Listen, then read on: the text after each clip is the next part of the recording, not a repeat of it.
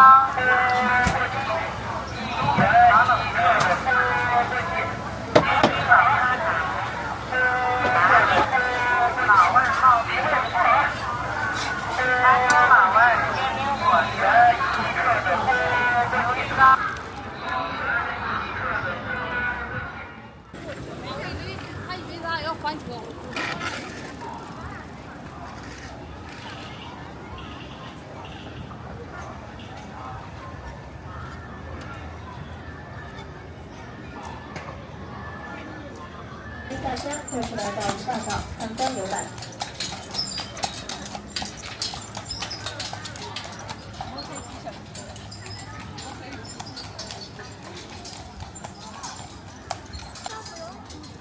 好，大家马车停稳了，下车时候注意脚下台阶，贴好您的随身物品。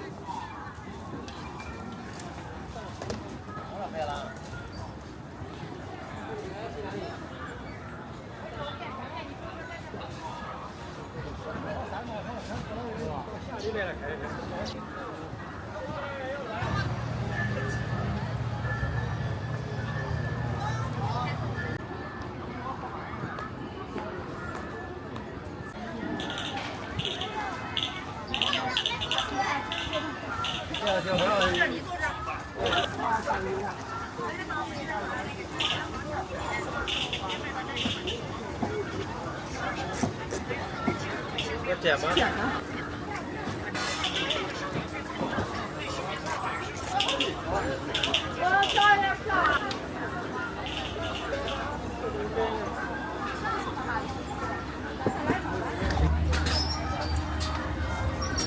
游客朋友们，大家好，欢迎您来到五大道参观游览，我是S五大道公司的马车讲解员。马车在行驶状态下，请您不要站立和走动，这样十分危险。带老人孩子的游客，请您照顾好家人的安全。拍照时，手臂、自拍杆、相机、手机请不要伸出车外。请您一定要遵守以上几条安全规则，祝您旅途愉快。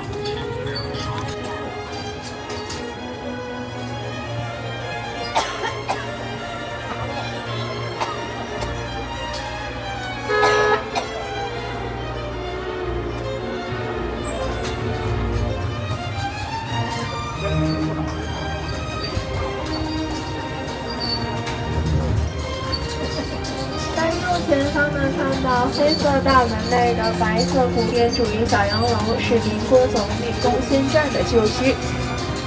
他从政11年，仅做了3个月的总理，就弃政从商了，亦是民国时期在位时间最短的一位总理。1940年的时候，曾出资扩建了天津著名的佛寺大悲禅院。右手边白色现代主义小洋楼呢，是爱国将领孙同轩的旧居。他曾参加过著名的台儿庄战役，重创日军后弃军从商，投资东亚贸易公司。天津呢，曾有9国租界，五大道处于英租界。五大道上的小洋楼是现存最多、保存最好，亦是最为集中的。五大道位于天津当时的英租界区域内，是英租界推广的高档住宅区。英租界的工户局利用疏浚海河的淤泥，填建洼地，修建道路，形成了吸引当时达官贵族、各界名流纷纷来此投资建房的高档住宅区。英租界在天津从1860年设立至1945年收回，历时85年，是在天津设立最早的外国租界。接下来呢，我们看一下马车左侧的围墙。其实，在40年前，五大道的围墙高度是相同的，因为当时来到这里居住的人们寻求的是一种深居和私密的心理，所以他们对自己建筑的安全性和私密性要求是非常高的。后来为了方便游客们欣赏呢，五大道只保留了部分为高墙，大部分为右侧的路透式围墙。在路口的左前方呢，看到第一栋小洋楼是周书涛的旧居，左手边的第一栋建筑。1938年呢，由工程师谭真设计。周书涛在解放后担任过天津市副市长，他也是一位著名的古籍文物收藏家，民族文化的保护者。他生前呢，将自己收藏的数万件文物全部捐献给国家，现如今都在北京的故宫展出，都是价值连城的。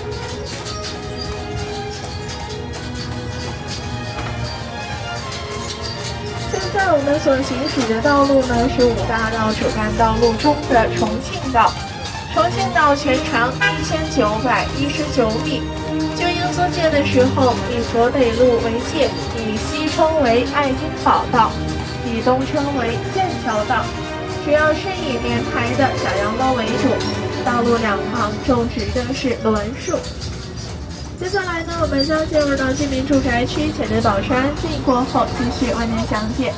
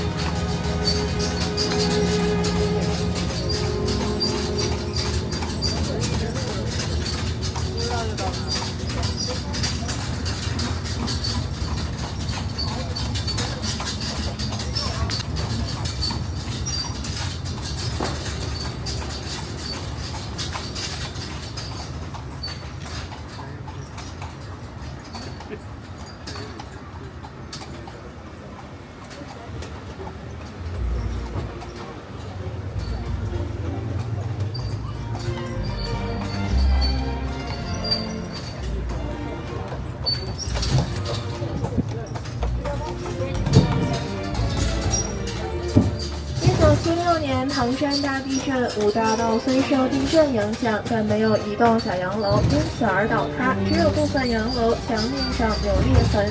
这也是因为五大道上的小洋楼大多数采用的刘钢砖质地，像左侧的连排式建筑，它的墙体就是由刘钢砖所砌筑而成的，其特点是简洁大方、坚固耐用。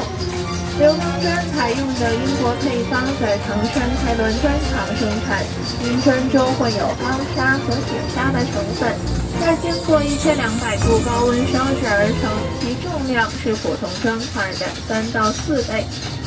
左侧一片区域呢是和平宾馆，毛主席、周凤仪等多位国家领导人都曾经在此打卡居住过。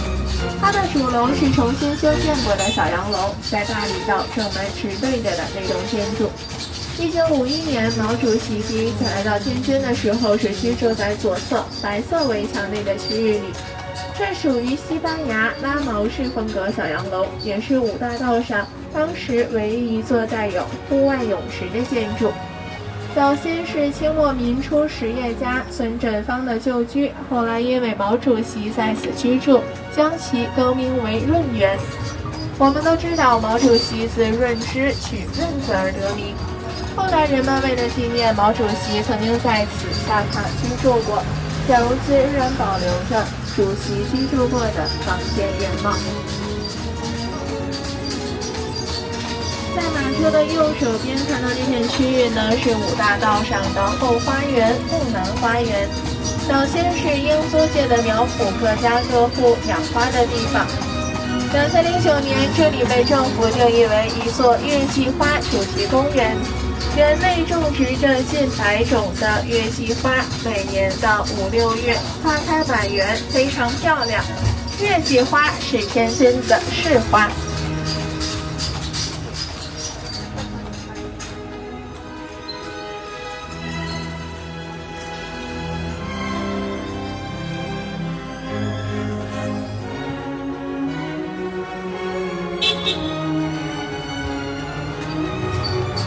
马车的左转呢，我们来看向左侧这栋红色的小洋楼，这里是徐树祥的旧居。据说这栋小洋楼的每一块砖呢，都是从英国定做的，一块砖抵得上80年前一袋白面的价值。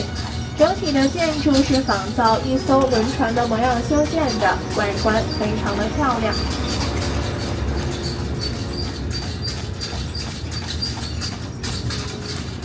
接下来呢，我们看向左侧胡同内直对着的院落，左手边胡同线里面的院子。这里曾是清王朝最后一任太监大总管小德张的晚年住处。小德张早年是居住在重庆道55号一座中西合璧式的宅邸。清王朝覆灭后呢，载镇来京看中此处，小德张以半卖半送的形式卖给了载镇，后更名为庆王府。这也是五大道上唯一一座王府，始建于1922年。左侧白色炮楼式的小洋楼是小恩店女士的旧居，这是一座仿造德式的建筑。1929年，清华大学首次到南方招考女生，小恩店被西洋文学系录取。清华同学中呢，有后来成为文学大家的钱钟书和万家宝。小恩店女士一生潜心研究月季花，被陈毅元帅称为月季夫人。左侧3到2层大院式小洋楼，早年是教会产，其中在左手边看到红色木门的位置，84号庭院，是爱国实业家李阳台毛线创办者宋斐清的旧居。李阳台的标志是2只羊抵在一起，最初的含义是抵制洋货，支持国货。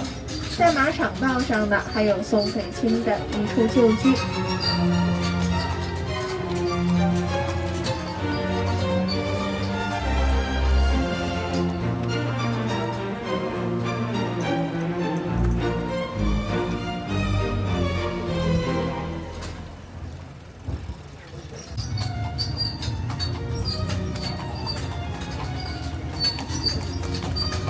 在天津呢，有3种美食被称为天津3绝，分别是耳朵眼炸糕、18街麻花以及狗不理包子。左手边我们将能看到并有狗不理贵宾楼这样的小洋楼，它属于庭院式建筑，周围呢有3栋，这是4栋一模一样的小洋楼。它的墙面上铺有卵石，因为有近100年的历史，部分已经脱落。这里是由中天电机厂总经理李勉之出资请著名奥地利设计师戴琳设计，由李勉之、李允之、李慎之、李进之兄妹4人在此居住。李勉之是我国第一位将手摇拨号电话改为自动按键拨号电话的人。他们的私人花园，解放后领武部队再次盖起了公寓式建筑，现为军产房。与纳森花园有一墙之隔的便是左侧围墙内看到纳森的旧居。小洋楼采用的人字屋架，显得整栋建筑高低错落。这里1/3是住宅，2/3是花园，是典型的花园洋房。纳森呢曾经担任过唐山开滦矿务局的总经理，也就是硫钢砖的生产商。右手边看到的是属于西班牙式的小洋楼，这里原是天津8大家之一，相似便捷的旧居。张慈卞家得名于卞家居间第3代卞家祥，迁居老城户部街浙江相思南。龙顺荣药厂呢，就是卞家的产业。龙顺荣药厂生产的藿香正气水，现如今仍然是一剂避暑良药。五大道上的产权分为公产、私产、企业产、教会产、军产以及代管的外产。也正是因为产权分布不一，所以我们只能在外进行参观。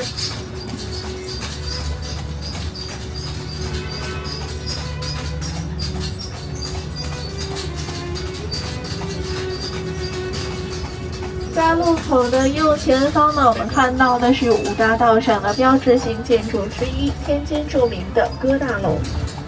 哥大楼属于意大利摩登式风格建筑，由意大利设计师保罗·包乃蒂设计。尽管它墙面上呢有突出的砖头，显得哥大点点，便是整栋建筑的原有特色。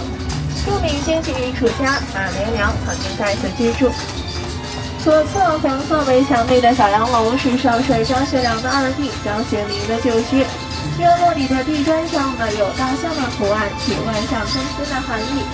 解放后，张学林担任人民公园主任，曾邀请毛主席为人民公园题写原名，这也是主席题写的唯一一块国内公园匾额。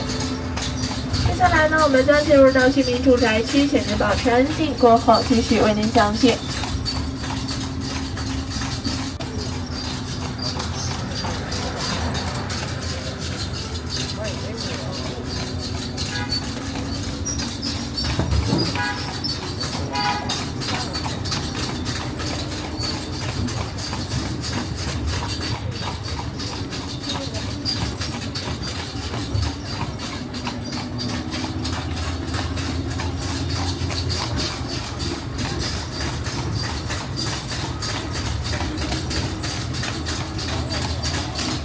我们所行驶的道路呢，是五大道主干道路中的木南道。木南道全长1968米，旧英租界的时候称为香港道。道路两旁种植的是以国槐为主。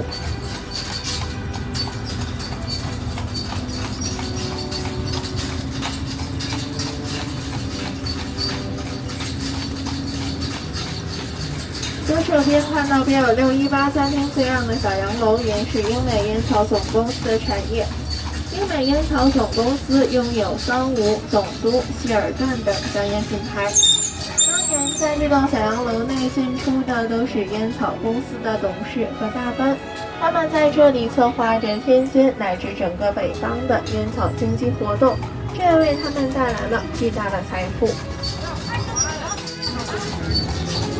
现在我们所行驶的道路呢，是五大道主干道路中的大理道。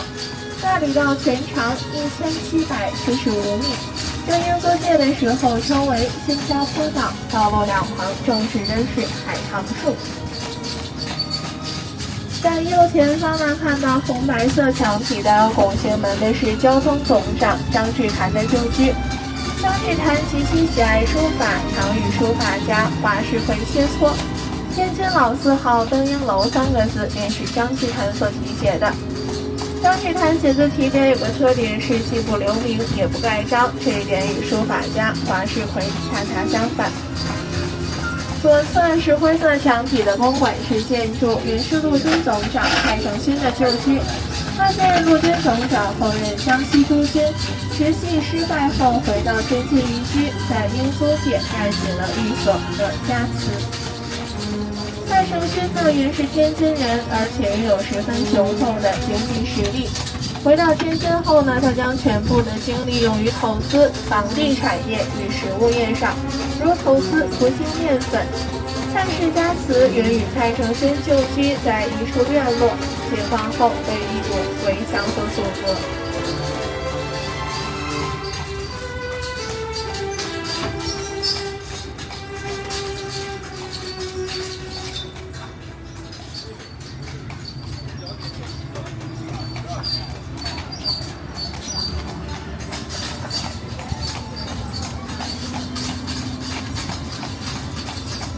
在路口的右前方呢，我们看到的就是民园广场，它的前身是民园体育场，始建于1920年，是五大道的中心区域。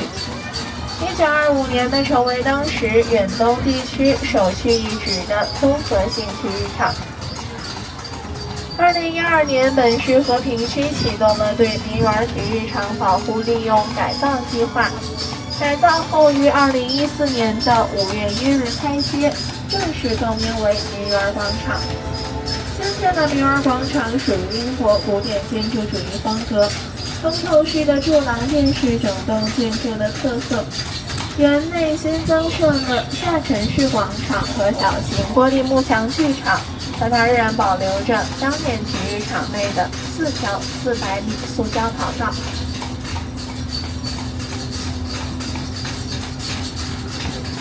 左侧墙面上镶有铜板画的是向花水木字行老板孙玉甫的旧居，始建于1920年，作为天津市卫生局幼儿园使用。同样是左手边呢，在幼儿园旁边的巷子里，曾经居住的是教育家张伯苓。张伯苓是周恩来总理的恩师，创办了南开纪律学校。五大道是指由马场道、西康路、贵州路、成都道以及南京路相结合围成的长方形区域。纵横大小马路23条，其核心区域呢是1.28平方公里。在这里需要给大家解释一下啊，五大道呢并不是一个历史称谓，而是一个泛称。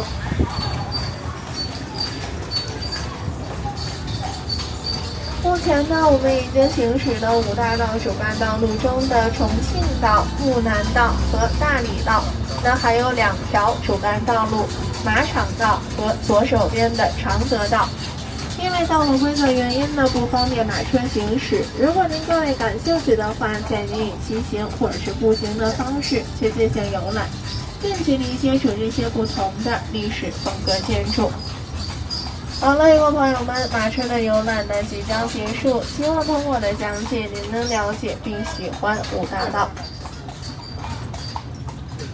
请大家一定要等马车停稳之后再下车，带好您的随身物品。下车时呢，注意脚下安全。感谢您各位的配合，欢迎您再次游览五大道，谢谢。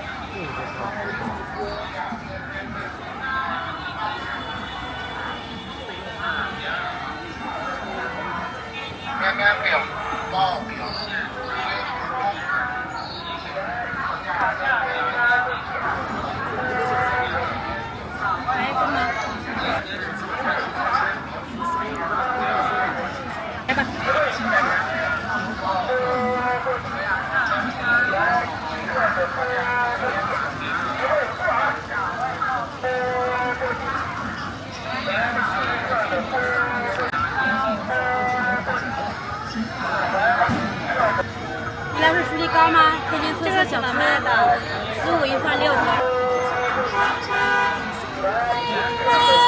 给你来份薯粒糕吗？天津特色小吃。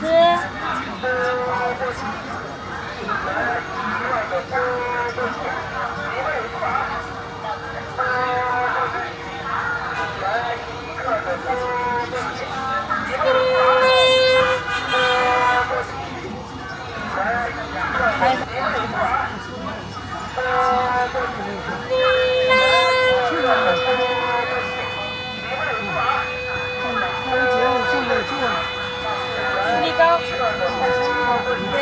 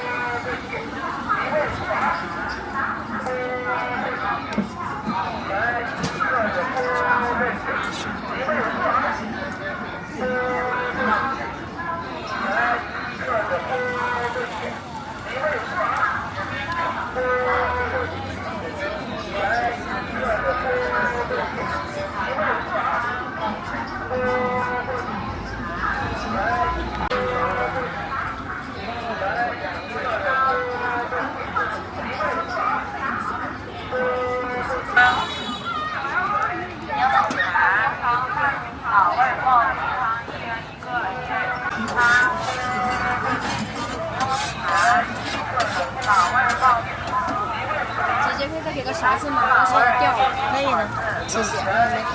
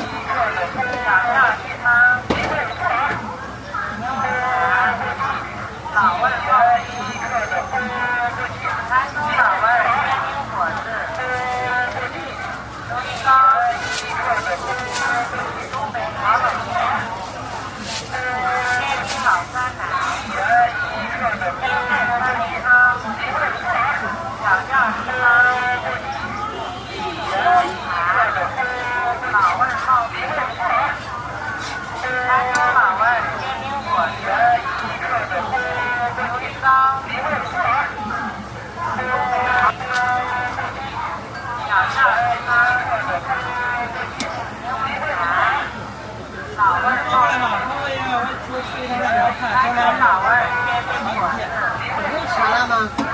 又查了吗？查来了。你这才7，那不是几点上去？9点